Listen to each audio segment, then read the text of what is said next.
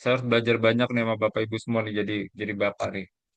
Ini skill saya ngerasa banget di awal-awal kayaknya gapnya lumayan jauh ya dari Bapak yang ideal. Jadi saya belajar banyak sih dalam beberapa hari ini ya. Makasih banyak juga Bu Novi ya. Oke, thank you Bu Yanti juga makasih banyak. Oke, oke, jadi kita nggak usah lama-lama dulu. Sorry tadi saya agak telat. Tadi karena juga baby lagi nangis, jadi saya coba visit dulu. Oke, kita langsung bahas market aja ya, kayak biasa.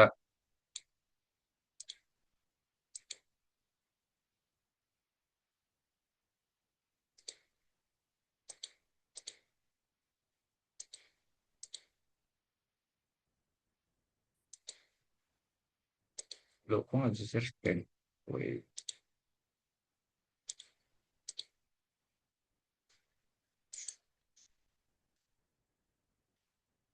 Oke, jadi langsung bahas market ya. Tanggal 11 Juli ini. Mungkin nggak ada yang surprise ya. Maksudnya di posisi sekarang ISG-nya juga kayaknya nggak kemana-mana. Relatively flat, sempat naik, naik, naik, naik. Cuman kemarin ada statementnya S&P, Dow Jones, itu ada possibility bahwa kita bisa di downgrade ke Frontier. Probability-nya ada atau enggak? So far ada ya, karena yang masuk klasifikasi itu ada kita sama Turki sebenarnya. Turki kan juga PR-nya banyak ya. Mungkin mirip-mirip Indo ya. Coordinated trading, masalah liquidity. Jadi possibility itu ada. Cuman pertanyaan adalah seberapa dalam dampaknya dari korek potensi kita di downgrade ke frontier market oleh S&P. Sebenarnya kalau kita ngelihat secara urutan ini, si S&P ini bisa dibilang yang paling bawah. Jadi kalau kita lihat secara buy size-nya itu, mungkin kalau banyak indeks atau mutual fund tuh yang mirroringnya ke si MSCI. Kedua mereka biasa ke FTSE, habis itu terakhir mereka ke S&P DJI ya, Dow Jones. Nah, cuman kalau misalnya kita ngelihat yang namanya juga dampak ya, pasti ada aja fund yang flow, ada outflow pasti. Khususnya sebenarnya saham-saham yang isinya sebenarnya majority adalah big caps, liquidity-nya bagus gitu ya. Mungkin bisa bilang saham-saham LQ, saham-saham Kompas 100. Nah, itu ekspektasi size-nya itu bisa sekitar 0,5 sampai 2 miliar. Karena nggak ada acuan yang pasti ya. Karena kan mereka nih sebenarnya kan kayak bikin reksadana ya, mirroring atau ibaratnya guideline-nya. Nah, cuman yang bikin mirip-mirip sama mereka ini agak susah diestimasi sebenarnya. Jadi kita mungkin pakai pakai data ya 0,5 sampai 2 miliar. Berarti berapa tuh Pak kira-kira gitu ya. Jadi ini size-nya mungkin sekitar 9 sampai 33 triliun berarti ya. Nah, ya pasti dampaknya lumayan ya kalau misalnya ada keluarnya segitu, retail domestiknya kuat nggak buat hadang. Nah, jadi itu sih. Cuman ya itu ya, maksudnya eh, dampaknya nggak akan se ekstrim kalau seandainya Dow Jones itu, sorry, MSCI itu downgrade kita ke Frontier. Cuma itu jadi perhatian. Jadinya. Kedua, sebenarnya yang kita lagi, sebenarnya ada beberapa data yang menurut saya itu lumayan bagus. Dan kita harus appreciate ya. Terlepas dari saya tuh sangat hati-hati dulu, sangat konservatif dulu buat ISG-nya di level yang sekarang ya. Makanya saya belum berani gedein aset alokasi masih seperempat aja di posisinya. Bahkan ya mungkin bisa dibilang saya banyakkan trailing ya. Jadi trailingnya pun trailing pendek gitu ya. Misalnya kayak sekitar 3%, 5% itu udah kayak profit taking. Jadi arahnya seperti itu sih. Karena ini sih sebenarnya. Kemarin tuh ada berita yang lumayan kayaknya apa ya? Media ini kan matters ya. Ini matters ketika misalnya terkait dengan disclosure dari suatu negara ke foreign investor gitu ya. Nah, salah satunya Bloomberg. Jadi Bloomberg tuh rajin banget. Jadi kalau misalnya Bapak Ibu baca yang terakhir itu yang dari yang depannya tuh gambarnya si Pak Prabowo gitu. Jadi em, nah ini judulnya adalah kayak Prabowo clamp down on Indonesia tycoons fuels capital flight. Jadi artinya sebenarnya dari posisi yang sekarang itu banyak foreign investor yang intinya mereka agak hati-hati. Karena gini sih sebenarnya, masalah kayak kayak contohnya gitu ya, pajak dinaikin mungkin ya itu udah something yang sebenarnya mereka bisa kalkulasi. Oh, it's okay, mereka bisa ada comparisonnya. Cuman ketidakpastian politik itu yang sebenarnya atau ketidakpastian kebijakan ini yang menurut kita tuh lumayan lumayan worried ya kalau kita ngeliat dari newsnya itu. Karena beberapa hal ya maksudnya terkait dengan kayak contohnya ada kayak Patriot Bonds, ada masalah nanti yang orang-orang kaya bakal dipajakin gitu ya. Habis itu ada kayak investigasi investigasi pajak buat yang orang-orang yang high net worth individuals Nah, itu yang sebenarnya mereka agak agak hati-hati sebenarnya. Nah, jadi em, itu yang sebenarnya bikin worried sih sebenarnya. Karena ketidakpastian itu lebih matters dibanding kayak, oh pajaknya dinaikin. Nah, jadi itu yang kita masih agak hati-hati nih, karena ada banyak exposure yang kayaknya beritanya banyak yang kurang bagus ya. Nah, cuman data kemarin ada data yang bagus tuh, data fiskal kita kayaknya lumayan bagus.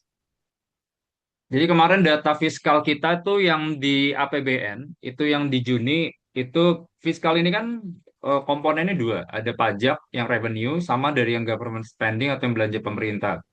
Nah, kemarin kan datanya tuh sempat lebar ya, sempat minus 0,9% gitu kan. Kalau kita ngelihat di Mei kemarin 0,7 gitu. Cuman data Juninya itu dia 0,76. Ya simpel kalau kali dua sih 1,5. Cuma kan biasanya kan kalau namanya belanja pemerintah tuh akselerasinya lumayan banyak nanti di fourth quarter. Cuman angka defisit ini kalau kita comparing sama tahun lalu pun 0,8 gitu. Jadi, oh lumayan ya. Maksudnya posisinya kayaknya pemerintah pun aware gitu ya. Jangan sampai kita di downgrade. Karena yang kalau kita ngelihat yang lumayan bagus itu adalah masalah kayak pemungutan pajak itu positif ya. Itu kelihatan kayak contohnya pertumbuhan pendapatan negara itu naiknya lumayan banyak dibandingin ke tahun lalu. Terus habis itu belanja juga kayaknya lagi agak hati-hati karena si pemerintahnya juga lagi melakukan beberapa efisiensi. Kopdes, MBG. Nah, jadi itu yang kita lihatnya, oh eh, resiko kita di downgrade sama S&P itu jadi lebih kecil sebenarnya. Probability-nya jadi lebih kecil. Jadi kita sih sebenarnya stick di base case skenario kita kalau buat yang S&P Fitch Moody's itu kita masih maintain rating kita di triple B. Kita masih maintain juga rating kita at least di investment grade. Nah, itu kita sebenarnya appreciate ya. Cuman itu ya, beberapa data tuh lumayan mix, jadi saya masih conviction-nya belum belum apa ya, belum pede sebenarnya. Jadi itu sama data kemarin yang kurang bagus tuh data penjualan retail sih. Jadi kemarin kita tuh penjualan retail kita tuh 3,9% ya di padahal sebelumnya tuh di 0,37%. Jadi makin dalam tuh makin lebar gitu ya. Karena ya maksudnya ini udah kelihatan nih PMI itu kan Purchasing Managerial Index itu kan ngasih sense di sisi manufaktur, di sisi produksi gitu ya. Nah kalau misalnya yang namanya retail sales itu appetite atau daya beli. Nah daya belinya juga nggak bagus. Nah jadi saya masih belum belum ini sih belum belum terlalu agresif dulu. Sama ya belakangan berita ya masalah ini ya US China masih serang-serangan. Nah, jadi itu juga sebenarnya sedikit berdampak buat ke Indonesia. Cuman itu ya lokal nih sekarang lebih lebih jadi fokus perhatian dibandingkan masalah globalnya. Jadi itu ya posisinya. Nah, posisi saya ini jangan diikutin ya, beda-beda sih setiap orang. Tergantung convictionnya seperti apa. Saya sih masih wait and see sih, nggak naik-naikin barang, masih maintain posisinya di 25%. Cuman tadi ya, maksudnya saya sangat selektif itu yang lagi heavy itu sekarang adalah banking, consumer, commodity. Commodity ini buat jadi alfanya aja. Cuman kalau misalnya yang consumer, kenapa saya ada consumer? Karena di menurut saya sih sebenarnya di posisi sekarang nih consumer udah lumayan under value ya. Under value kan berarti kan artinya udah lumayan murah gitu. Cuman bukan karena murah sebenarnya saya beli gitu. Karena at least saya ngelihat pertumbuhan di kuartal keduanya masih bakal bagus. Jadi pertumbuhan kuartal keduanya masih pada bagus. Em, karena kalau kita lihat beberapa komponen komoditi yang related tuh kayak contohnya coklat, habis itu kopi,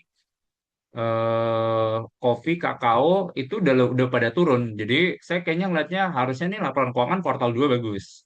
Sama harga minyak kan juga udah turun kan. Itu kan pasti bagus buat packaging, bagus bagus buat mereka punya logistik. Nah, jadi saya sebenarnya masih suka sebenarnya cerita-cerita consumer gitu ya. Picknya apa sebenarnya?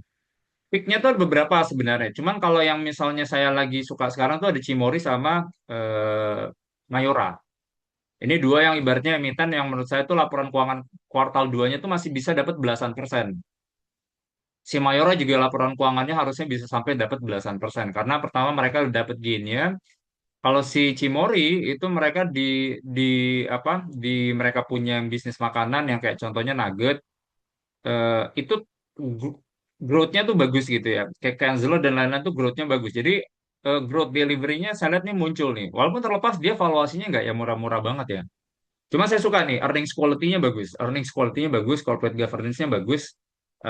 Jadi itu sih, itu saya lagi ini. Kalau banking, ya ini Bapak Ibu bisa mix ya. Cuman sebenarnya satu yang conviction saya paling tinggi itu sebenarnya lebih ke yang namanya non government sebenarnya. Jadi kalau kita lihat non government tuh berarti ya ada Bank Mandiri, BRI, BNI. Saya sebenarnya conviction paling tinggi udah cuman ke private bank saja, udah ke BCA aja. Karena eh, terlepas dari laporan keuangan sih mungkin nggak akan ini ya. Maksudnya kalau kita ngelihat yang laporan keuangan nanti di kuartal kedua, in overall mungkin kita lihat angkanya bank-bank BUMN ini bagus.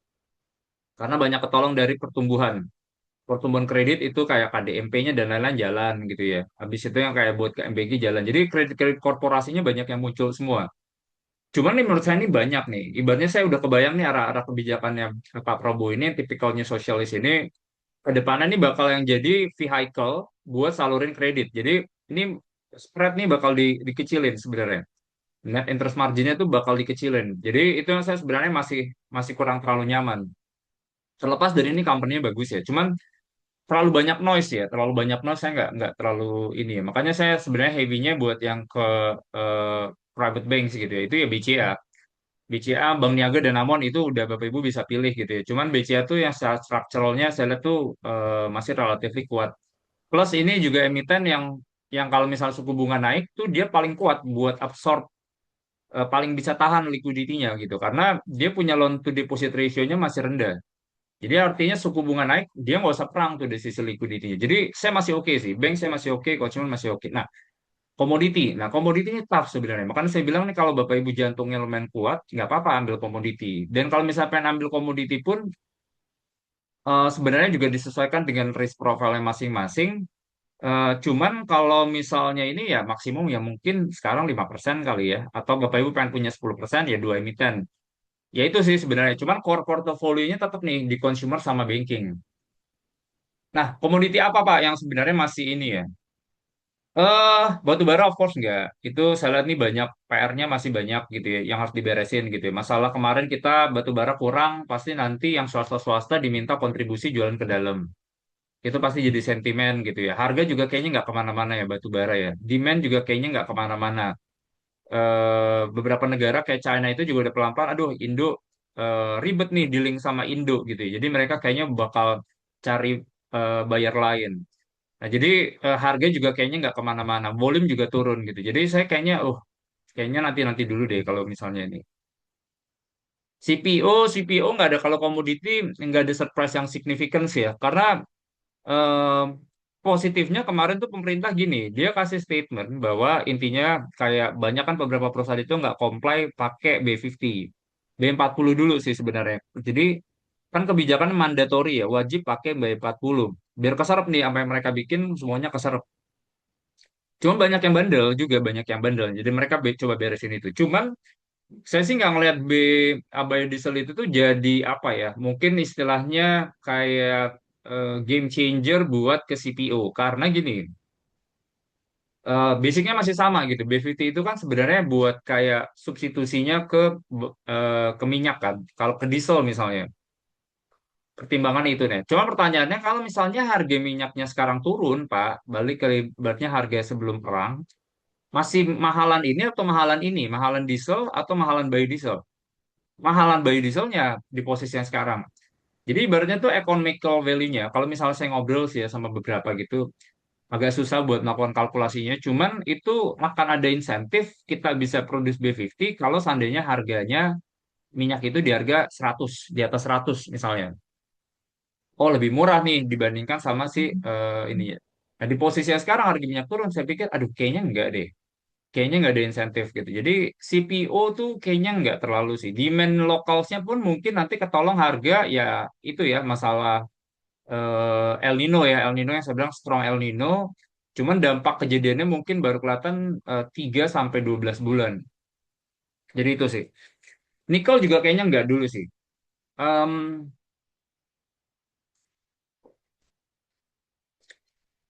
Pertama ya itu ya maksudnya uncertainty-nya banyak lumayan tinggi terkait dengan royalti. Yang kedua, saya agak sedikit worried. Ini kan ceritanya Nickel ini kan sebenarnya gamenya udah bukan yang Rotarkin Electric Furnace kan.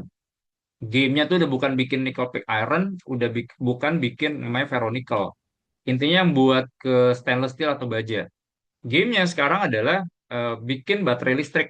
Nah, itu yang kalau kita ngobrol sama beberapa emiten, semuanya pasti maunya ke situ. Marginnya tuh masih tebel, demand-nya juga masih ada gitu ya. At least masih ada ya dibanding yang Rotal Kill ya. Karena itu udah harganya itu udah ketekan terus tuh, karena barangnya kebanyakan oversupply. Nah, habis itu ya udah mau nggak mau mereka kejar ke situ. Nah, pertanyaannya adalah ini kira-kira baterai listrik ini tuh bakal bakal sustain atau enggak. Nah, cuma menariknya kemarin yang saya udah pernah ini ya, saya lupa deh pernah mention apa enggak. Cuman tuh BYD kemarin tuh baru bikin mobil, itu namanya BYD Datang. Jadi BYD Datang ini kalau Bapak Ibu lihat detailsnya, dia tuh kalau kita ngelihat secara baterainya, itu tuh dia pakai LFP. Eh, biasa aja kan, nggak ada yang common gitu. Cuman mereka tambahin mangan di situ, LMFP. Oh, ternyata udah bisa diproduksi ya, bukan di skala yang sebenarnya LMFP itu prototype. Jadi udah di-combine sama si mobilnya. Itu signifikan, Pak. Bayangin itu mobil, itu bisa range-nya tuh sampai 900 kilo. Padahal kalau kita ngeliat yang listrik-listrik sekarang itu kan paling 400 kilo, 500 kilo kan. Ini udah kali dua sebenarnya. Dan kita tahu bahwa eh, si LMFP ini harganya kan lebih murah dibandingkan yang modelnya NMC yang nikel mangan sama kobalt. Jadi maka mereka nggak butuh nikel sama sekali gitu ya. Jadi nggak butuh nikel sama sekali dan mereka bisa produce long range. Itu yang sebenarnya, waduh, gimana nih kalau kita ngomongin agak panjang gitu ya. Terlepas dari kita tuh adalah salah satu produser nikel ya. Nah itu yang saya sebenarnya masih, aduh, eh demand-nya ada nggak ya kira-kira ya? Industrinya masih ada nggak? Cuman tetap ya, takes time sebenarnya. Cuma saya lihat sih sebenarnya pelan-pelan nanti growth-nya tuh bakal decelerating buat ke nikel-nikelan ini. Jadi saya pribadi sih masih sama ya. Saya sih masih agak sedikit konservatif dulu buat nikel-nikelan. Jadi itu ya. Ya cuman paling yang kalau misalnya heavy ke komoditi itu sekarang paling yang kalau misal Bapak Ibu boleh itu ada timah. Timah menurut saya sih masih oke ya. Demand masih bagus. China growth juga terlepas dari agak sedikit melambat. Cuman harga masih oke. Beberapa emiten kan cuman exposure di tins ya. Sama tembaga sih, udah dua itu aja sih sebenarnya. Timah sama tembaga, tin sama aman tuh yang menurut saya tuh kalau secara ini tuh Bapak Ibu boleh coba lihat. Nah jadi itu sih, cuman boleh pertimbangi juga yang main-mainnya tuh lokal gitu. Jadi kalau main-mainnya lokal ini kan masalah yang dulu, masalah kayak contohnya dengan antara sumber daya Indo, mereka harus ada setoran dulu misalnya, atau nanti ada biaya broker fee dan lain-lain itu, mereka exposure-nya lebih minim. Makanya satu emiten yang saya exposure saya lihat momen bagus tuh ada si Antam di dalam. Nah, jadi itu sih, itu yang saya lihat positif ya. Emas gimana? Nah, emas nih kemarin kan sempat rebound ya, sempat rebound. Cuman pertanyaannya adalah sustain atau enggak sebenarnya reboundnya dan bakal terus-terusan apa enggak. Nah, di posisi yang sekarang ini kita masih, saya pribadi sih masih wait and see dulu ya buat ke emas-emasan ini. Karena pertama adalah kemarin tuh bagusnya kemungkinan si Amerika itu bakal pangkas suku bunga, kemungkinannya turun. Karena kan kalau pangkas suku bunga berarti kan artinya posisi yield itu kan bakal turun. Kalau misal yieldnya turun, artinya kan berarti nggak terlalu menarik sebenarnya buat pegang obligasi ya. Nanti masuk yang baru pun nggak terlalu menarik. Nah, jadi em, orang ada consideration, ya udah deh kita ambil emas dulu gitu ya. Nah, jadi itu sih. Emas nih masih mix ya menurut saya sih. Karena si China-nya masih beli dulu, cuman data-data investasi yang modelnya ETF-nya tuh masih banyak yang keluar. Jadi ntar dulu deh. Kalau saya sih masih mending ntar dulu. Em, Paling itu ya Bapak Ibu ya. Itu sedikit sedikit share aja dari view saya ya buat ke marketnya. Nah, ini kita langsung ke newsnya aja. eh Nanti kita langsung banyak ke ini ya. Em, ini perang tuh lagi lumayan naik. Nah, ini ya, ini tetap nih, ibaratnya kayak kepemilikan obligasi US atau US Treasury dari entity asing itu sekarang cuma 12,5%. Ini terendah dalam sejarah. Utang naik banyak, cuman pas ketika mereka isu obligasi, mereka coba luncurin obligasi, itu asingnya nggak banyak beli gitu ya. Karena ya itu ya, maksudnya PR-nya sekarang ada risiko gagal bayar, defisit fiskalnya makin lebar, ada potensi dolar indeks melemah. Mungkin mereka sebel juga dikenain tarif, jadi mereka nggak mau pegang. Jadi ya pasti kan kebayangnya kalau misalnya seperti itu, si investor ini yang dulu beli US Treasury sekarang beli apa pertanyaannya? harusnya yang bisa nampung liquidity itu ya pertama ada emas, kedua ya mungkin mereka masuknya ke tech related, AI mereka masuk, semiconductor mereka masuk, eh, tech related yang big caps di eh, Magnificent Seven-nya di US itu mereka juga masuk. Jadi itu sih sedikit gambaran ya. eh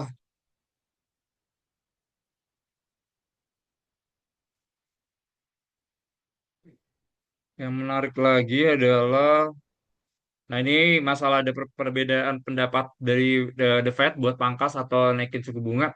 Karena gini sih sebenarnya, datanya tuh masih lumayan mix. Kemarin data tenaga kerjanya sebenarnya nggak terlalu bagus gitu ya. Cuma ada beberapa data soal kayak dari sisi investment jalan terus. Jadi ini yang sebenarnya masih masih belum tahu sih arahnya seperti apa ya. Em, Paling itu ya. Kemarin ada SK Hynix kemarin ada ini ya di Nasdaq itu oversubs sampai 7 kali lipat. Demand masih banyak ke situ, jadi uang pasti masih bakal rame ya ke situ ya.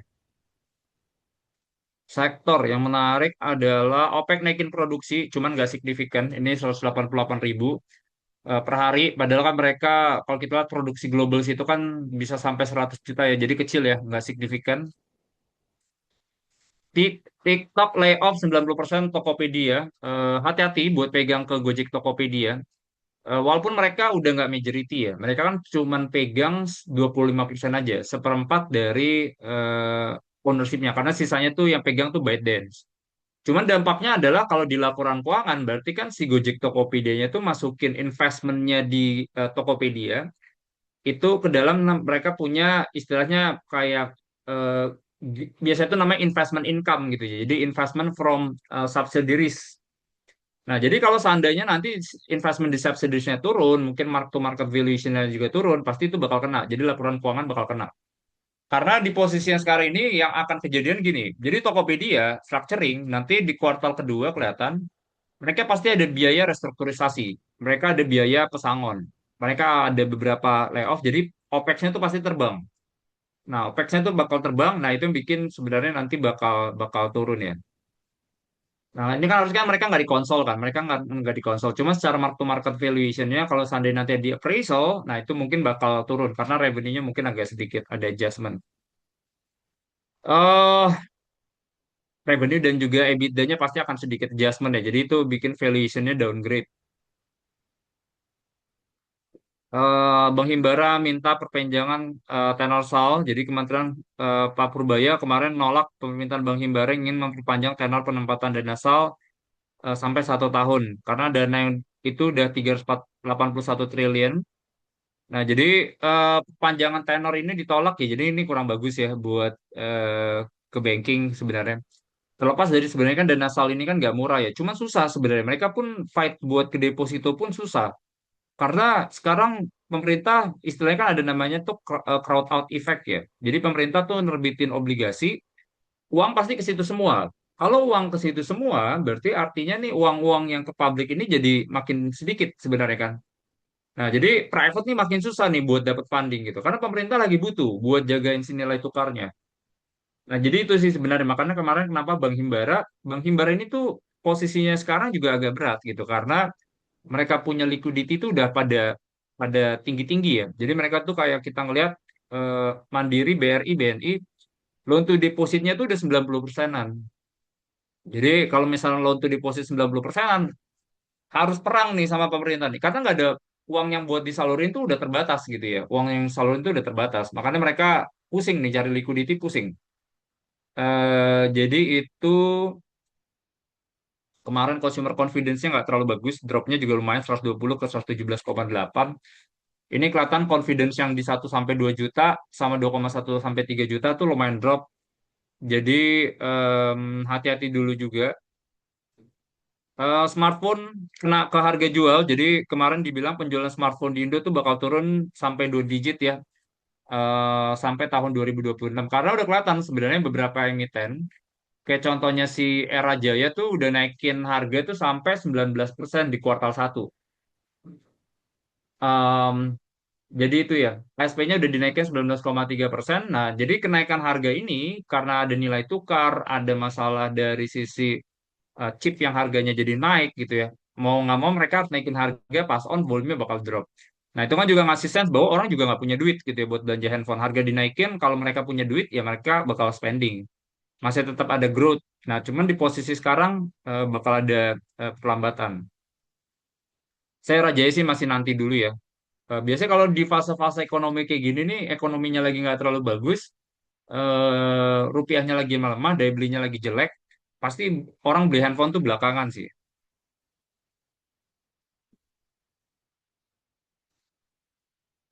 Nah ini ayam-ayaman ya, saya sih ayam-ayaman ini lagi nggak terlalu ini juga, short term gitu ya. Jadi harga live bird-nya itu turun, ini kelihatan 15% month on month. Ini yang bulanan ya, bahwa harga kuartalan berarti ini kuartal kedua itu turun jadi 18.000, padahal biasanya sekitar 20 ribuan. Nah ini yang harga ayam satu hari namanya day old chicken itu turun juga, itu bulanan 3488, kuartalnya 4976. Jadi udah kelihatan nih Bapak Ibu, misal kalau kayak contohnya sekarang tuh beli ayam gitu ya, beli telur gitu ya. Kayak kebetulan saya juga lumayan sering belanja gitu ya. Beli ayam, beli telur tuh harganya itu udah pada turun sekarang. Jadi kelihatan bahwa MBG ini dampaknya signifikan sih ya. Lagi libur pun mereka kan posisi sekarang kan lagi libur kan. Permintaannya langsung drop, harganya langsung drop. Jadi kalau di posisi sekarang nanti alokasi belanja tahun depannya juga bakal diturunin, kayaknya cerita ayam-ayam ini kalau saya pribadi ya, kayaknya udah lumayan selesai deh, udah sedikit berkurang. Growth-nya mungkin nggak akan ada yang surprise ya. Terlepas dari beberapa emiten tuh punya punya exposure banyak yang lagi kerjain tuh kayak contoh Java tuh ke downstream. Jadi dulu porsinya downstreamnya si Java tuh di bawah 10%. Sekarang udah 15 kalau nggak salah. Udah sekitar belasan persen ya. Karena enak nih sebenarnya integrated. Jadi kayak apa yang istilahnya mungkin yang kayak udah sisa-sisa gitu, itu bisa diolah nanti buat jadi si nuggetnya. Jadi lebih integrated. Harusnya bagus sih. Cuman cerita sektoralnya udah ini ya, udah sedikit eh, kurang positif ya.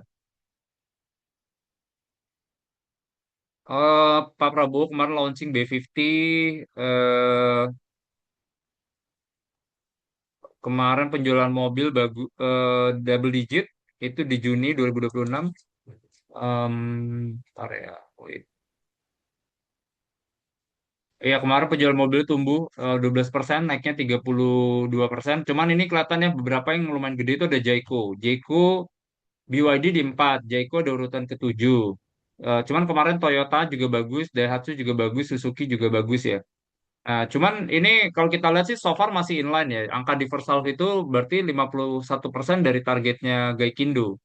Berarti kan total yang mungkin sekitar 850 ribu ya.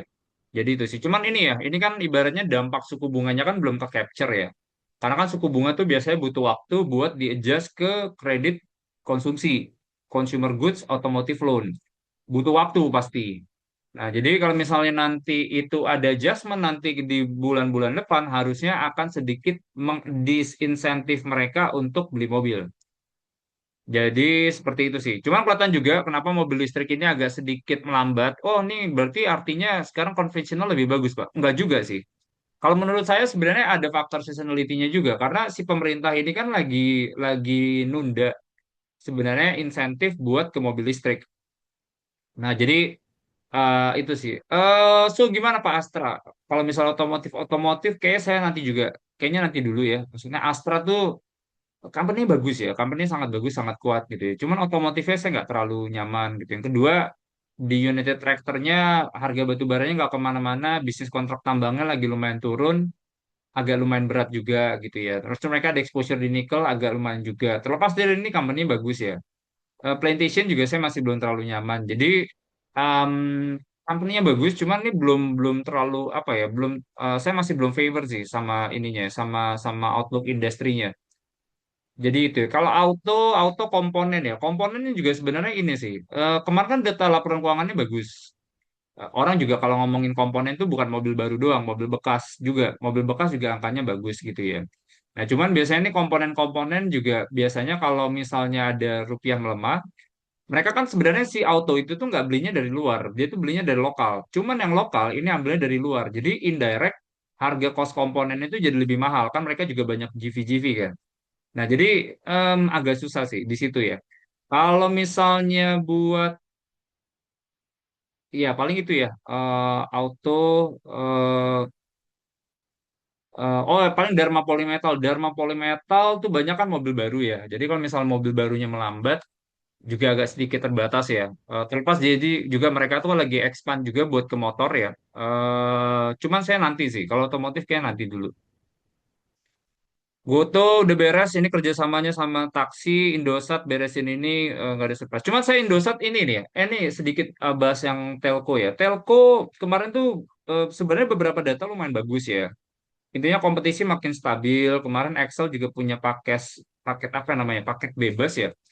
Paket bebas yang di bawah 50.000 tuh udah mereka cabut, harganya udah dinaikin. Jadi, wah, ini saya lihat datanya kompetisinya udah nggak se ekstrim dulu. Jadi harusnya bagus ya.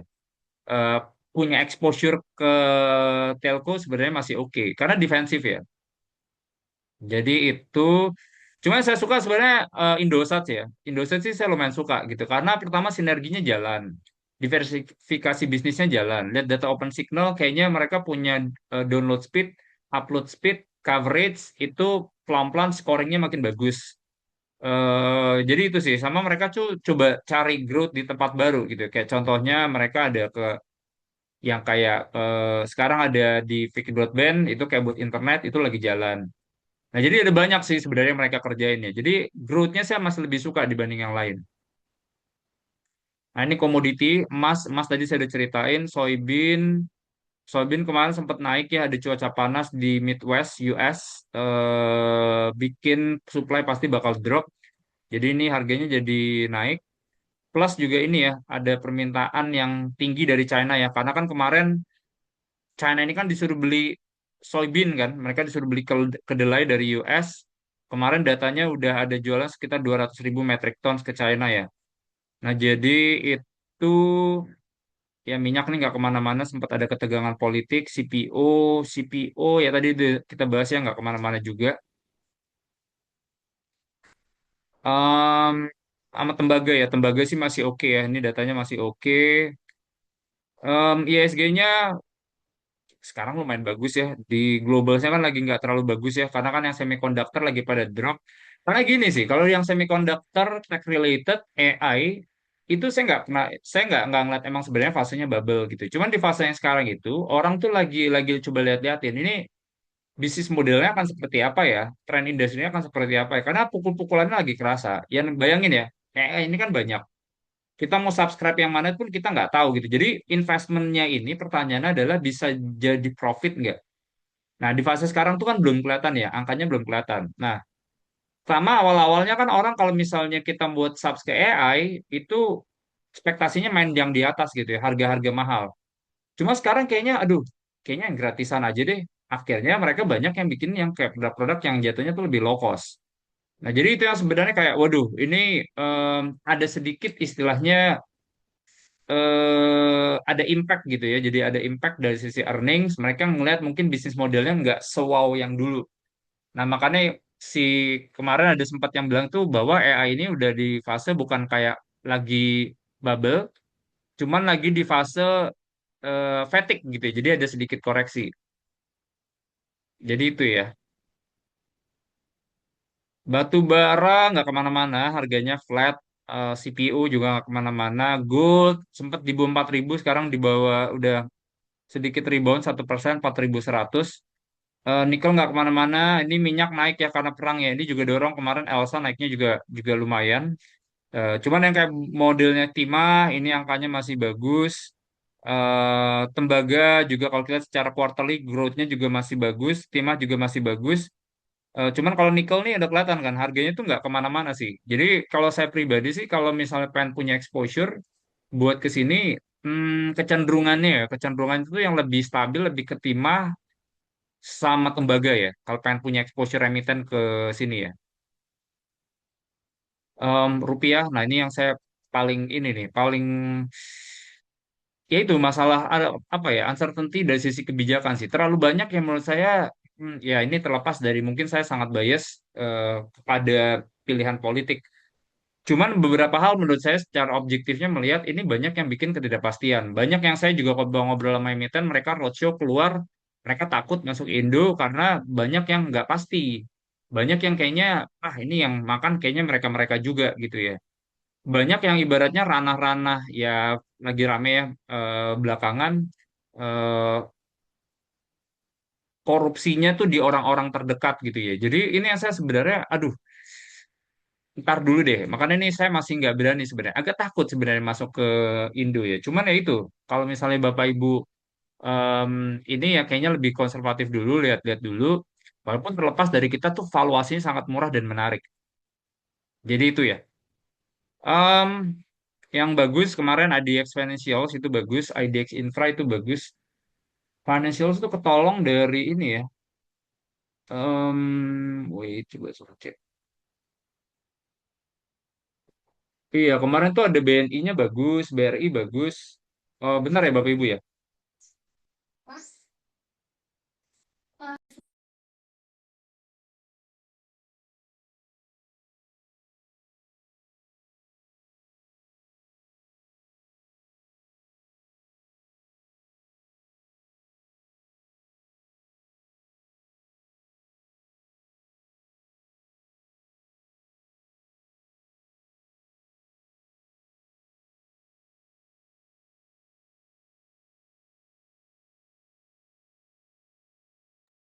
Oke, sorry, sorry.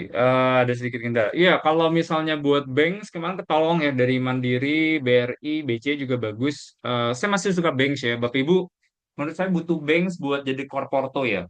Intinya kita nggak ngejar, ya ini terlepas dari mungkin ada yang targetnya double investment gitu ya. Cuman fase sekarang kita harus ngejar sustainability ya. Jangan yang ibaratnya tuh punya kayak target itu agresif, cuman kita nggak kuat dengan downside risk-nya. Kita nggak kuat sama penurunannya. Jadi menurut saya sih sebenarnya ya ini beda-beda ya. Tergantung risk profile-nya masing-masing. Cuman kita better sustain sih. 10-15%, 20% setiap tahun tuh menurut saya sih udah oke ya. Jadi itu tuh buat target 20% itu tadi, bank sini harus jadi core porto ya. Nah, sisanya alfanya menurut saya tadi tuh, banks, consumer itu boleh. Telco jadi core porto. Sisanya adalah exposure ambil di komoditi menurut saya. Yang lain tuh masih agak beberapa yang berat sih. Karena gini ya, kalau ngomongin dari pertama karena saya top down ya, mungkin Bapak Ibu ada yang bottom up gitu, yang ngeliat ke company spesifik. Cuman saya tipikalnya top down. Saya akan ngelihat kayak sektornya tuh yang paling favor apa sebenarnya. Kalau consumer saya masih oke ya, kelihatan dari sisi moodnya bagus. Cyclical nanti dulu, biasanya cyclical tuh bareng-bareng yang kayak secondary needs sama tertiary needs.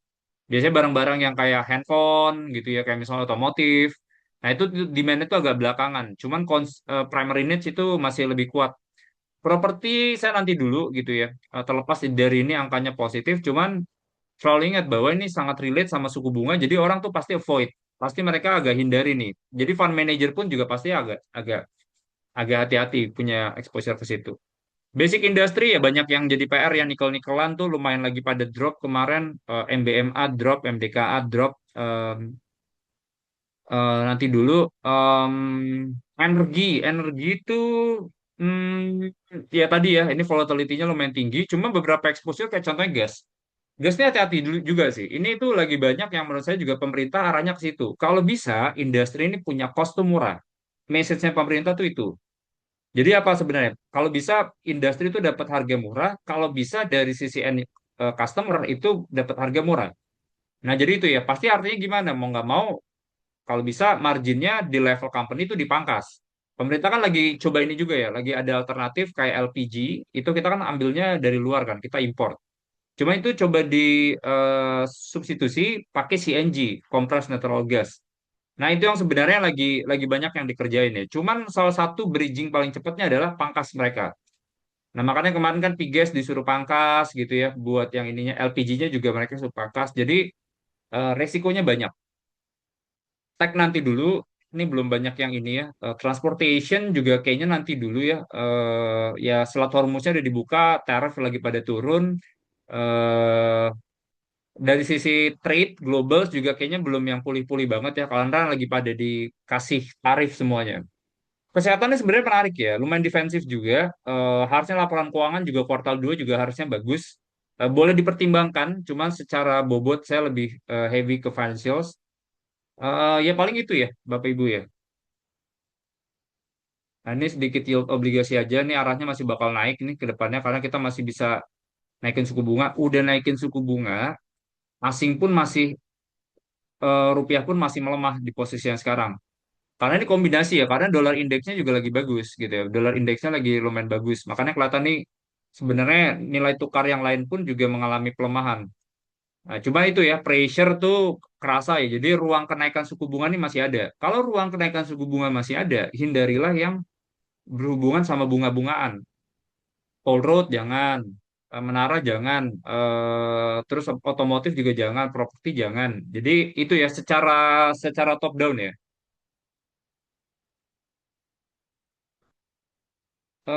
Udah ya paling itu. eh Ya ini masih jualan terus. Ini hati-hati dulu. Fixed income-nya masih masuk. Ini kombinasinya SRBI sama SBN. Cuma fixed income datanya sebenarnya bagus ya. Secara momentum mingguannya, flow yang ke SRBI sama SBN itu angkanya bagus sebenarnya. Cuma itu ya, posisi sekarang ini kan rupiah fungsinya banyak kan. Fungsinya banyak, jadi masalah ekspor kemarin datanya jelek gitu ya. Jadi em, agak hati-hati dulu sih ya. Nah ini valuasi kita sangat murah. Kalau kita bandingkan sama ke peers,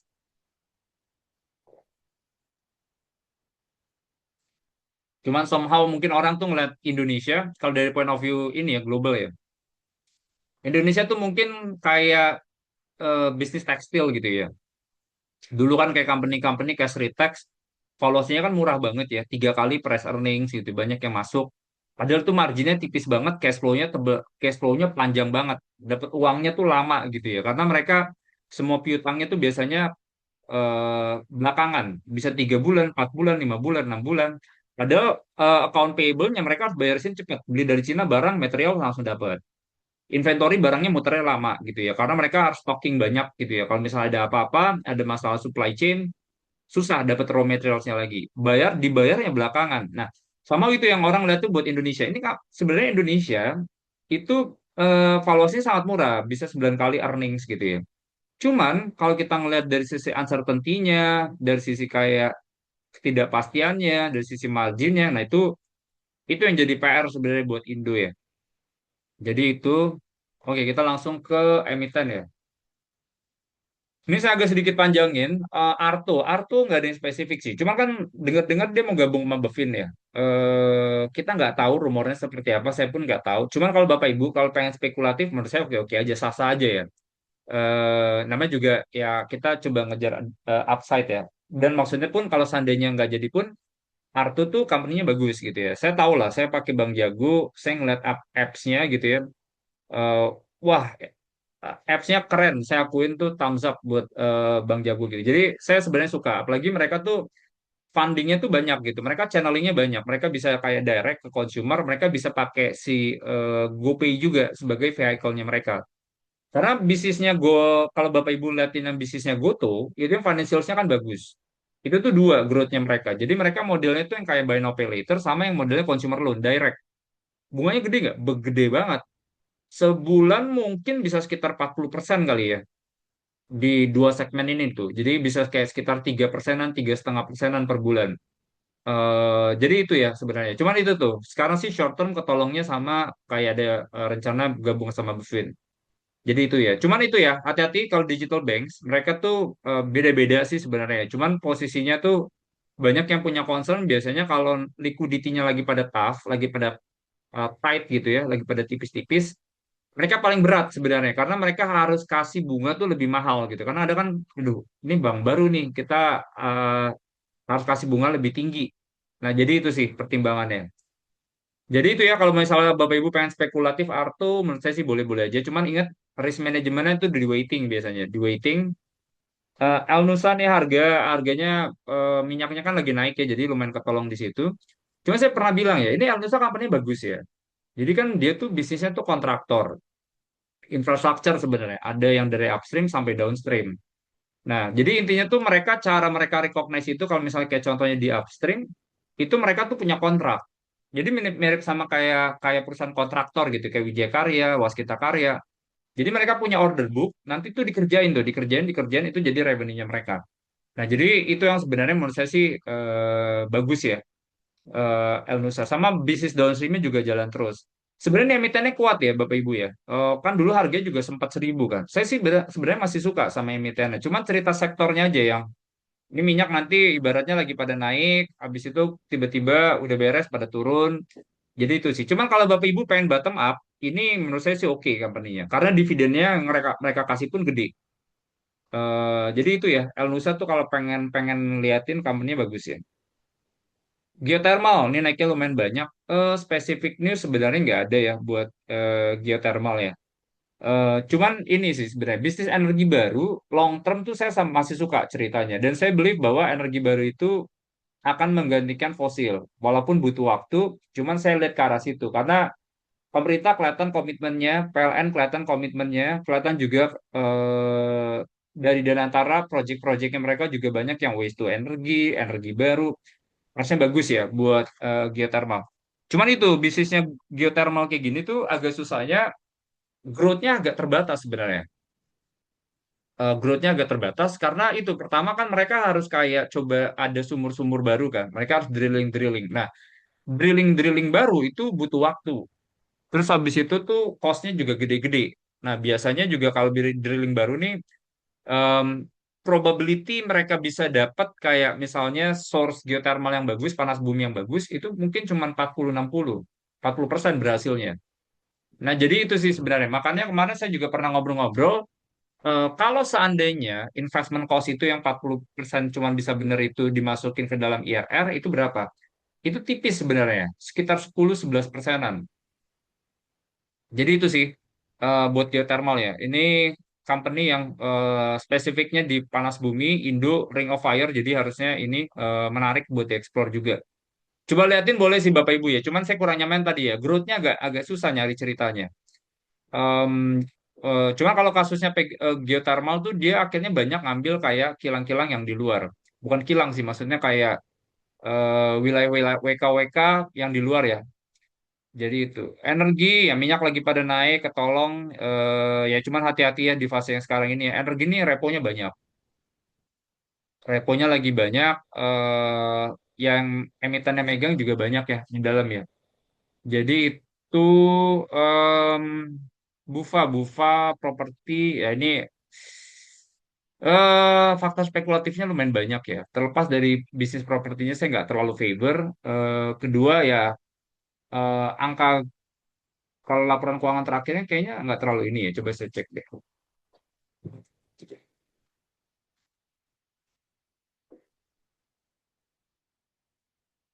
Jadi itu Raja, Raja, Raja juga ini sih sebenarnya ya. Ini juga spekulatif ya. Kalau Konglo-Konglo tuh sekarang lagi spekulatif ya.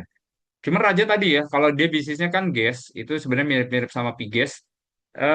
Ya pressure dari government soal regulasinya masih banyak. Kepik entar dulu sih sebenarnya. Terlepas dia naiknya 8,9% ya. Cuman itu saya bilang, ini company sebenarnya oke. Projectnya banyak, land banknya banyak. Cuma permasalahannya uangnya terbatas.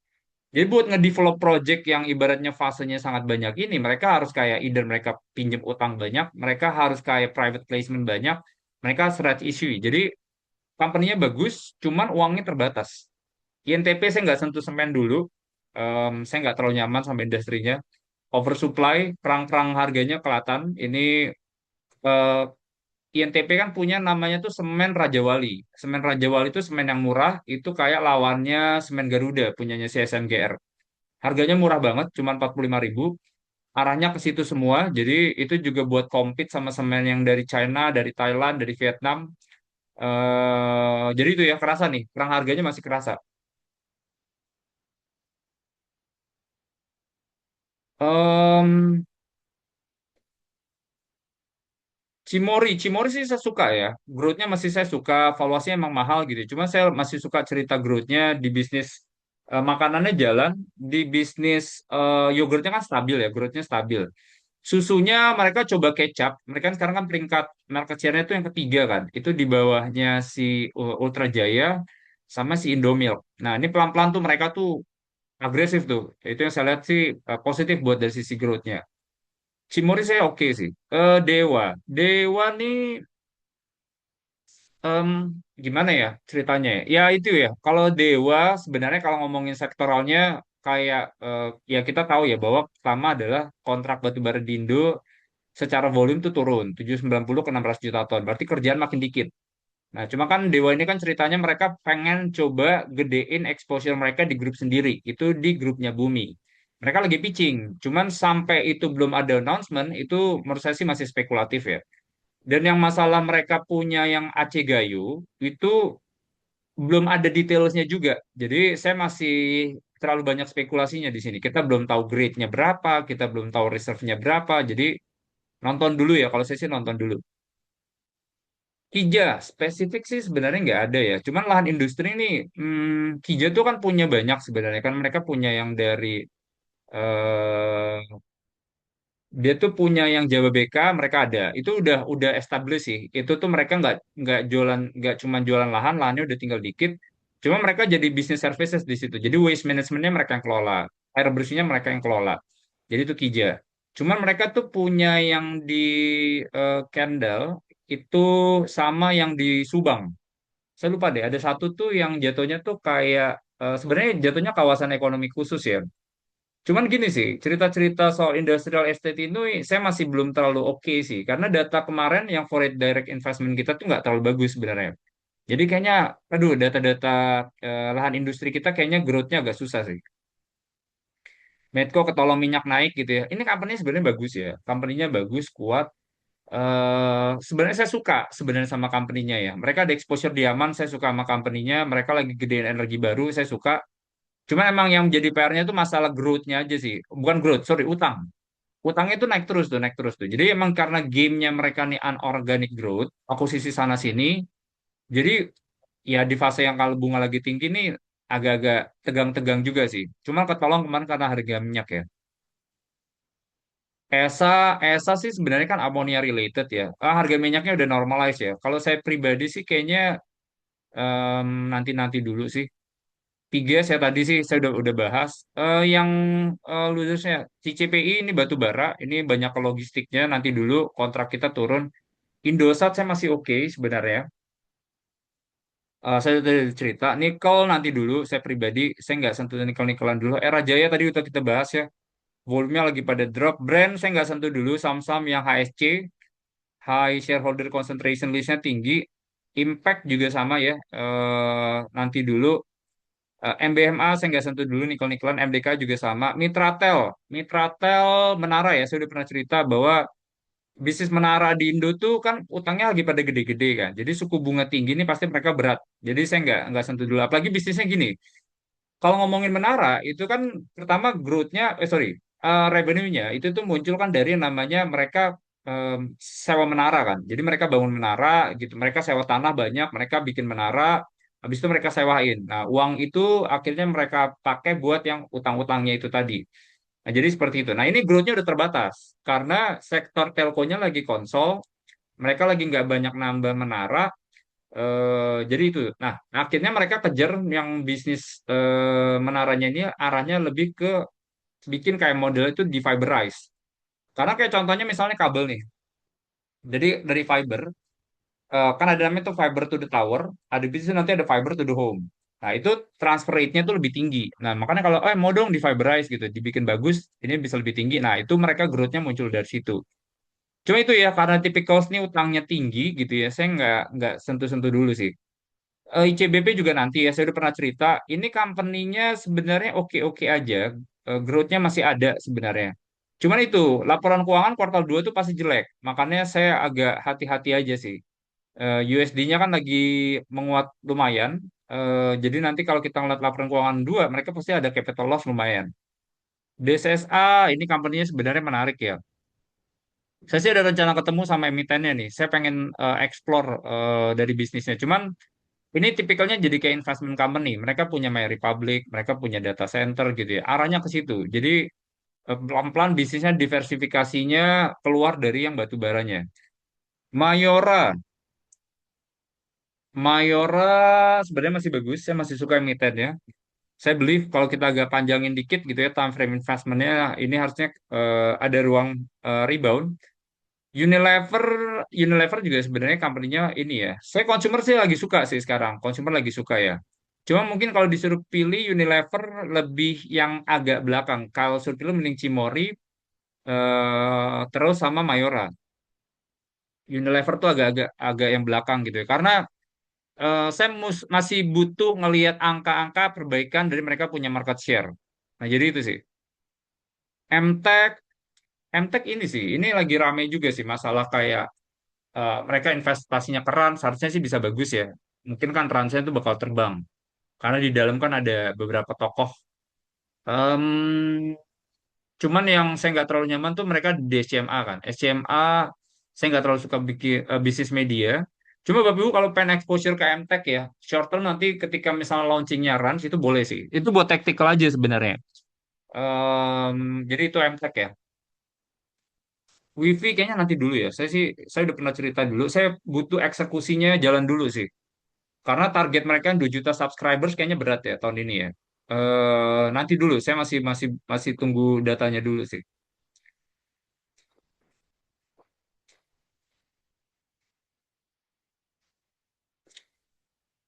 Nah, ini weekly inflow, outflow mingguan. Bapak Ibu bisa coba lihat sini.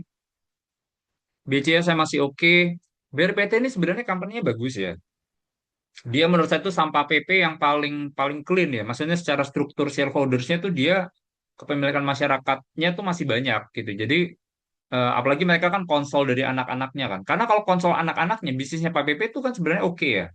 Chandra Asri itu bagus gitu ya. Mereka tuh bisnisnya kan petrochemicals. Cuma mereka tuh coba diverse bisnisnya pelan-pelan. Akuisisi lah misalnya kayak all related business.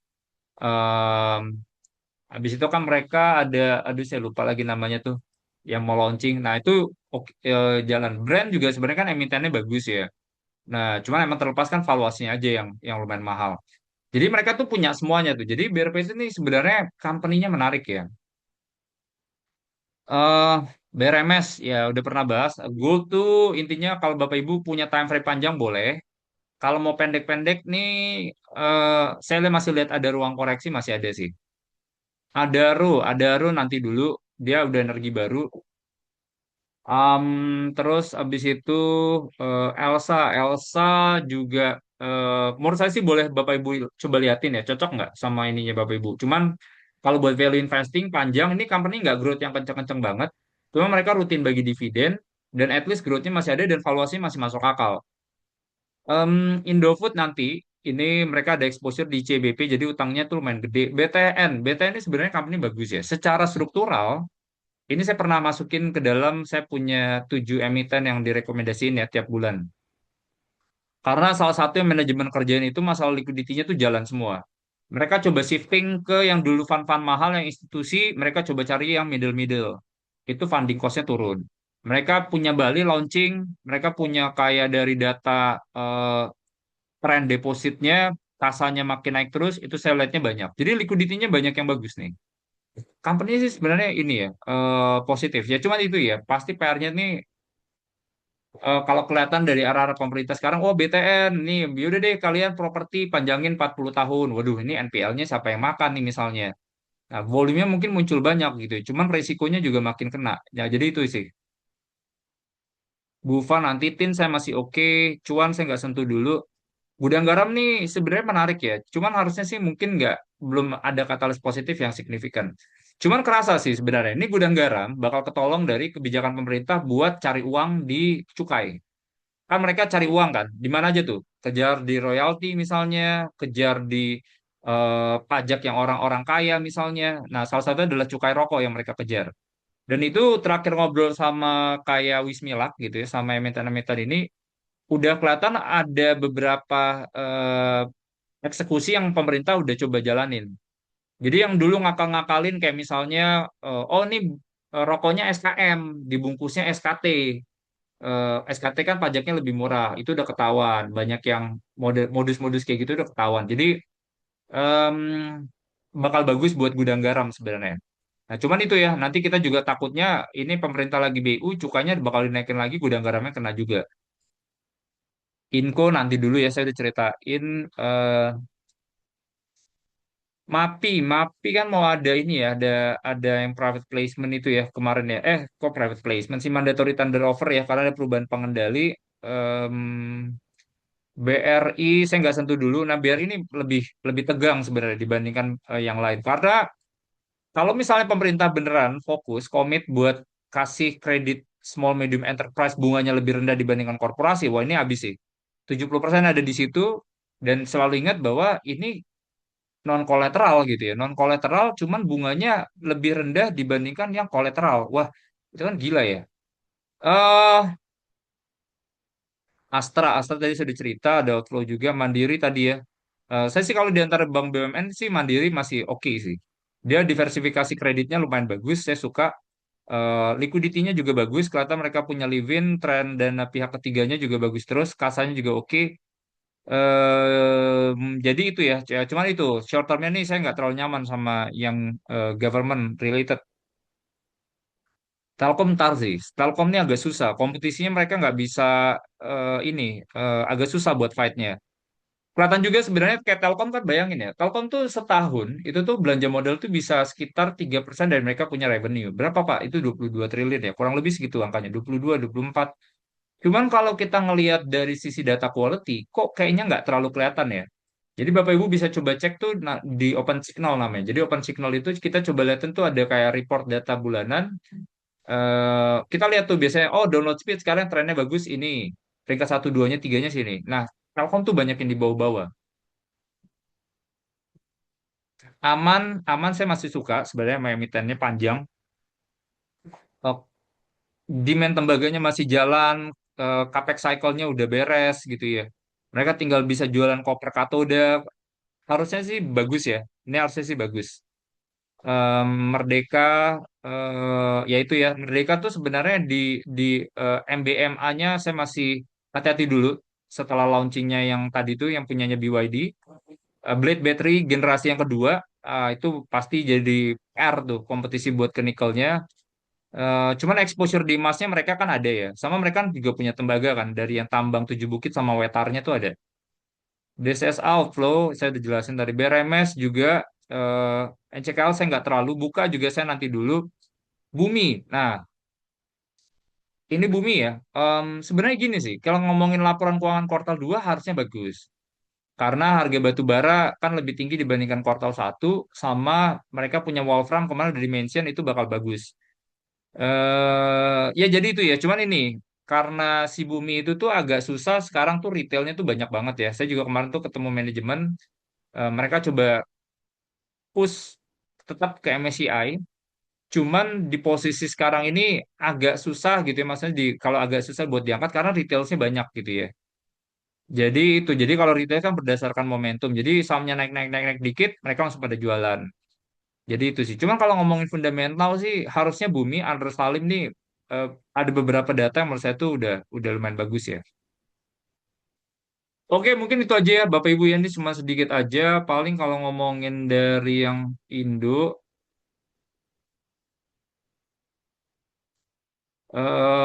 paling nanti kita coba tunggu data yang ini ya, jualan otomotif itu tanggal 10 Juli.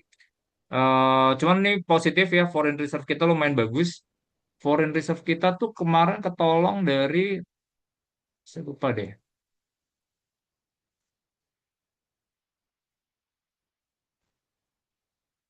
foreign reserve.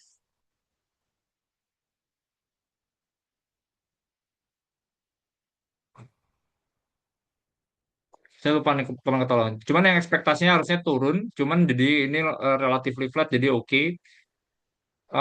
Oke, paling itu ya. Kita langsung ke sesi tanya jawab aja ya.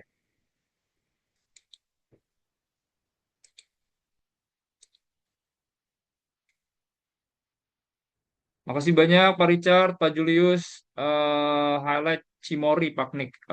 Ntar ya, saya ada reportnya nih, cuman udah lama juga. Saya coba ini ya, coba cari ininya dulu.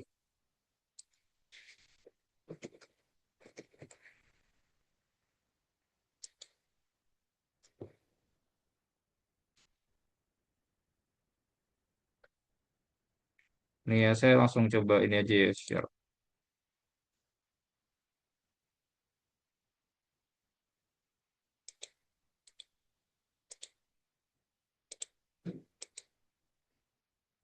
Ini kelihatan ya. Nanti saya coba share ke secara bisnisnya dulu ya. Jadi Kemarin laporan keuangannya kan bagus ya di yang kayak fourth quarter nih. Ini reportnya yang agak ini sih. Ini 1 April kemarin. Nah, jadi intinya mereka punya beberapa produk. Itu mereka punya yang namanya consumer foods. Itu yang saya bilang tuh angkanya kenceng gitu ya. Model-model tuh kayak makanan. Itu kontribusinya itu bisa sampai 62% itu ke total mereka punya penjualan. Itu yang saya bilang tuh yang kayak model tuh kayak nugget-nugget tuh ya. Kayak contohnya nih mereka punya Kenzler, ini market share-nya itu sekarang tuh udah bayangin ya dari kayak ini ada So Good, ada So Nice, ada Fiesta, ada Kenzler. Ini angkanya tuh naik terus tuh mereka punya market share. Nah jadi itu ya. Cuman kalau yang bagiannya yogurt itu tuh mereka market share-nya 75,3%. Bandingin sama misalnya kayak contohnya ya Bapak Ibu yang sering kayak minum yogurt ya. Dibandingin kayak Heavenly Blast, Biocool itu mereka tuh jauh di atas. Jadi mereka punya punya apa ya? Punya pricing power tuh kuat gitu ya. Dan ini Kingsler ini tuh ibaratnya kan mungkin baru ya kalau dibandingkan sama yang lain ya. Cuma mereka punya market share tuh growth-nya tuh angkanya bagus gitu ya. Jadi saya lumayan suka sih. Makanya di bagian kayak si eh, foodnya tuh jalan. Nah, terus habis itu mereka punya dairy, ya dairy tadi ya, dairy itu mereka lagi pada ngejar, ya growth-nya masih oke lah, so-so 5,3%. Karena nih di sini lawannya berat, ada Ultra Jaya sama si Indofood. Nah, jadi itu sih. Cuman kelihatan juga sebenarnya kalau kayak kita ngelihat yang jadi concernnya kemarin itu kan adalah masalah packaging. Packaging naik gitu ya. Habis itu dalam bahan baku itu juga pertama ada susu itu juga pada naik. Jadi makanya marginnya agak-agak sedikit ketekan. Nah, jadi itu sih. Nah, cuma emang si company-nya ini ekspansinya tuh lumayan banyak gitu ya. Jadi kelihatan kayak mereka punya advertisement and spending-nya and promotion-nya tuh jalan terus. Ini kayak contohnya mereka ada varian baru. Kayak contohnya mereka ada eat milk, ada yogurt drink no added sugar. Habis itu eat milk dan UHT milk. Jadi mereka tuh launching produknya tuh banyak, SKU-nya tuh banyak gitu. Jadi agresif nih, company-nya bisa dibilang agresif. Nah, jadi kalau kita compare sama growth-growth yang lain, sebenarnya bagus gitu. Apalagi mereka punya sosis Kanzler itu yang pelan-pelan tuh mereka punya market share-nya tuh naik terus gitu ya.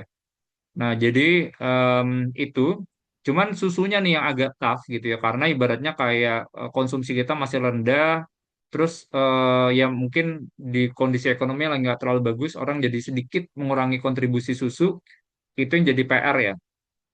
Nah, cuman yang bagusnya sama si company-nya itu adalah mereka punya cara distribution channel-nya tuh bagus gitu. Kan kalau orang kan simple, biasanya ada modern trade, general trade. Nah, mereka tuh pakai yang namanya tuh si agen Mishimori itu tadi. Nah, ini kalau kita lihat secara outlet, itu tuh naiknya tuh sampai 23%. Jadi ibaratnya nih mereka punya ininya tuh di bagian distribusinya tuh bagus gitu. Jadi ibaratnya tuh sampai ke end usernya itu cepet. Dan mereka pakai Mishimori. Mishimori itu yang mereka pakai internal. Jadi mereka nggak pakai third party yang jadinya tuh bisnis modelnya jalannya adalah ini cost-nya tuh jadi nggak terlalu gede sebenarnya. Nah, jadi itu sih. Kalau yang modern trade-nya bagus-bagus juga, ada juga itu sampai 39% ke mereka punya penjualan. Cuman jalan juga tuh, mereka Alfamart 46%, Intromart-nya 53%. Jadi masih gede itu. Jadi setiap channelnya tuh jalan semua. Makanya menarik ya. Cuman emang company-nya tuh nggak yang murah-murah banget. Ini dia 21 kali price earnings ya. Coba kalau pakai yang sekarang nih,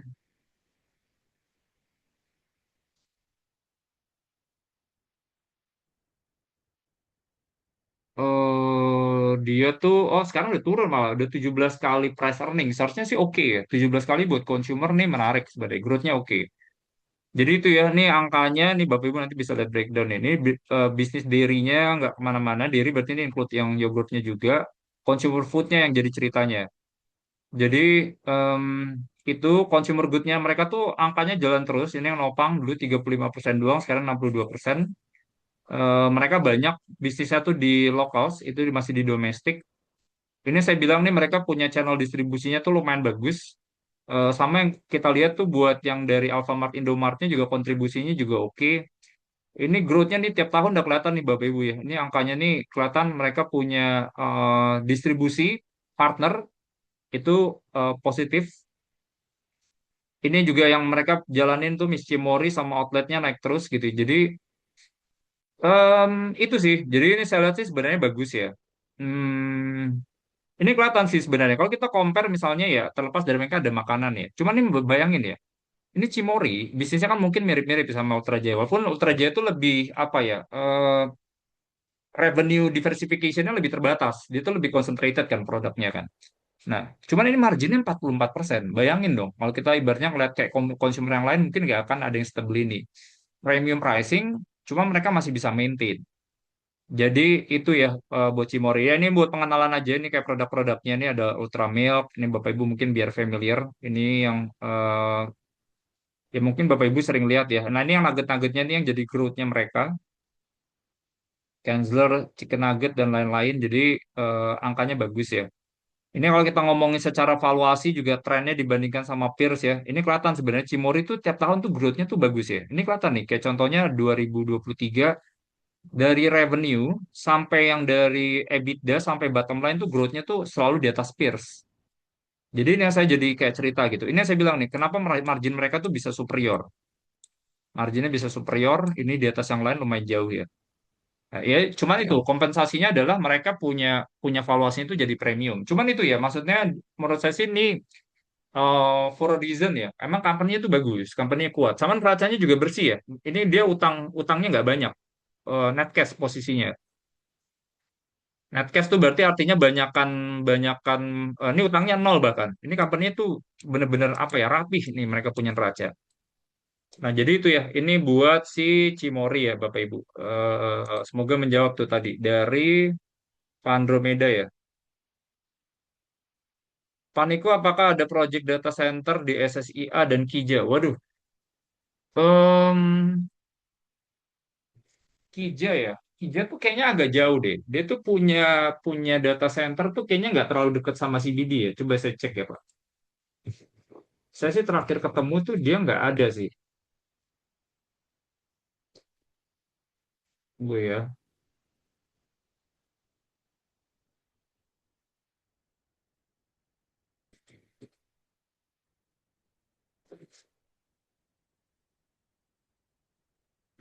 Saya nanti coba cek ya Pak. Kalau yang di Jababeka sih harusnya sih enggak ya. Itu tuh udah tinggal sedikit sih. Lahannya tuh udah tinggal sedikit. eh Mereka tuh ada 5.600 hektar, udah 2.000 perusahaan. Cuman nih growth-nya udah nggak terlalu muncul karena udah kejual semua. Jadi mereka tuh coba cari recurring income-nya dari sini. Ini dari uang waste management sama yang electricity ini saya lupa deh mereka pegang nggak. Cuman nih angkanya recurring nih.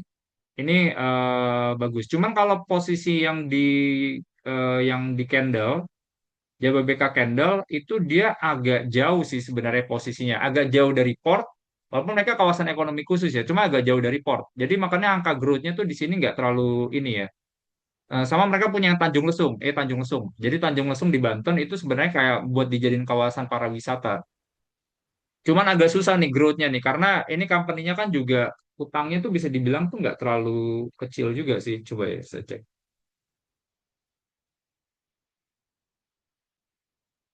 Hmm,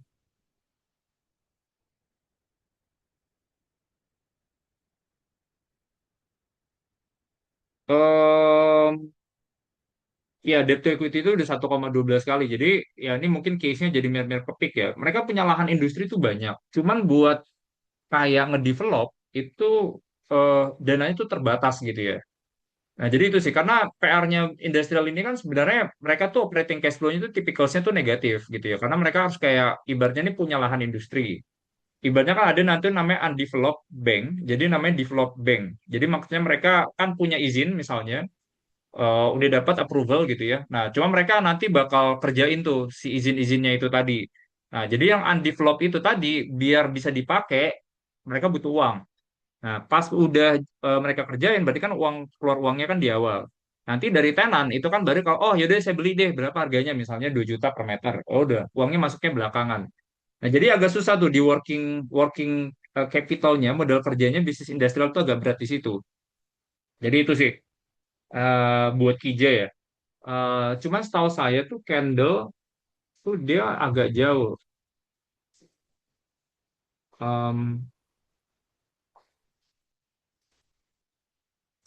Seingat saya sih enggak ya. Kalau yang data centernya banyak tuh, setahu saya sih yang Delta Mas ya. Karena kalau biasanya data center, mereka tuh biasanya demand paling awal itu mereka tuh kerja tuh yang di Delta Mas itu mereka deket sama CBD. Ya nih, ini Pak Hansa juga udah jawab nih. Mereka tuh harus deket sama kayak Central Business District tuh. Mereka harus deket ke Jakarta. Karena kalau kejauhan tuh biasanya em, kayak transfer rate-nya jadi nggak terlalu bagus. Cuman yang banyak tuh Deltama sih, kalau buat yang di data center ya. SSIA kan juga jauh ya. SSIA kan dia di Subang kan. eh yang Subang Smart Mall gitu. Jadi Subang Smart Mall nih arah bisnisnya tuh bukan yang buat ke data center, cuman dia lebih dekat ke, aduh saya lupa lagi namanya. Itu yang ada port yang lagi baru dibangun. Nah, mereka tuh biasanya tuh tipikal-tipikal di situ tuh biasanya kayak contohnya kan BYD di situ kan. SAsia kan BYD di situ. Jadi tujuannya biar dekat port. Jadi dari port itu tuh bisa tuh kayak ke contohnya ke Kalimantan, ke Sulawesi, jadi lebih dekat. Nah, kalau data center tipikalnya tuh agak jauh dari port, cuman dia lebih dekat ke CBD. Jadi itu tuh ya, Parangga ya. Jadi itu, wah kayaknya hari ini lagi baik nih. Kayaknya nggak mau terlalu nyecer saya, kayaknya karena saya kurang tidur ya. Oke, mungkin itu aja Bapak Ibu. Nggak ada pertanyaan lagi, kayaknya udah beres. Semoga menjawab. Tadi saya juga udah clear. Nanti anytime Bapak Ibu pengen direct chat ke saya juga feel free aja. Semoga bermanfaat ya Bapak Ibu buat sesi stock scope-nya di hari ini. Have a nice weekend semuanya. Terima kasih. Masih banyak Bu Yanti, Pak Weswirawan, Pak Jit, Pak Didi, Pak Bunadi, Pak Luki, Pak Dani. Iya nih, Pak Dani izin belajar. Masih kurang tidur nih matanya. Makasih ya semuanya ya. Pak Teo, Pak Rangga, Pak Gautam juga makasih banyak. S, Pak Richard, Pak Andromeda makasih banyak. Saya izin live ya semuanya. Makasih.